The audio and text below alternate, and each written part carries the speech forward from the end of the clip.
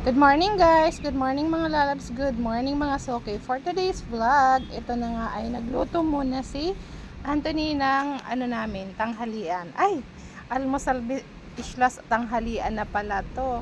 So, yun na nga guys, pagkakaumaga kasi, nagkakape lang talaga kami. And siya, nagising medyo tanghali na kasi sumasakit na naman yung dito sa tama niya nung nadisgrasya. Kaya ayan, imbis na magmami kami at wala daw, ayan, nagluto na lang siya ng inasiman ng kamatis na hipon na may halong isda. Ay iwan, basta first time niya daw lutuin ng ganyan, nakita niya lang ata. So, di ba? So, sabi ko magda-diet na ako, pero tingnan niyo naman yung binigay sa akin pagkain.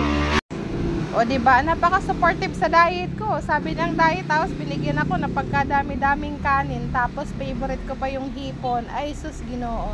So, after that nga, guys, ayan na, may mga customer kami na nagpapahasa. And ito naman, ang gagawin ni Erwin ay replacement ng handle ng lagari. So, bali yung handle niyan guys ay kahoy na malapad siya, kaso sira na. So, ngayon, sabi ng may-ari, kung nagpapalit daw ba kami ng handle? Sabi namin, oo. So, at ayan na nga yung ipapalit. Bali, natanggal na pala yan ni Anthony yung handle niyan. Hindi na lang na-videohan kasi alam niyo naman, ako lang naman ang videographer ng vlog na ito. So, yun. Nalagyan na siya ng PVC handle ng lagari. So, bali matibay yan. And ito naman yung lalagyan ng palatandaan. Ay, ayan na naman, nabululan naman si ako. So, yun na nga, lalagyan yan guys ng palatandaan para lagyan ng butas. At, dyan nga ikakabit yung panibagong handle. So, ganyan po yung proseso ng pagpapalit ng handle ng lagari. So, ang mga handle namin guys, lahat na ganyan yung itsura niya. Wala na po kami yung malapad. Kaya kung so, yun na nga guys, gaya nga ng sabi ko, ang gagawin dyan ay bubutasan kasi puhulmahan na yan or yung paglalagyan ng handle. So, yung mga handle namin guys ay din yan, in-order lang din namin yan sa may supplier kaming gumagawa niyan, tapos in-order namin sa kanya. And maganda yung pakakagawa. Pero yung mga lagari, kami naman na yung gumagawa. So, bali ang ginagawa dito sa amin ay replacement ng handle, repair or raspa ng lagari. So, sa raspa ng lagari guys, ibig sabihin ay may talim na yung lagari, pero kunwari nasira kasi tumama sa pako, ganyan, or tumama sa bakal, so nasira yung talim, so kailangan siyang baguhin. So ibig sabihin, raraspahin siya, lalagyan ng panibagong talim, tapos hahasain, bubukahan. So ganun yung raspa. So panibagong talim ng lagari para gumanda ulit, kasi minsan kinikikil, ganyan, so nagkakasungki-sungki kumbaga yung talim niya, or minsan naman parang paano na siya, parang tawag dito, pabiko na yung talim ng lagari.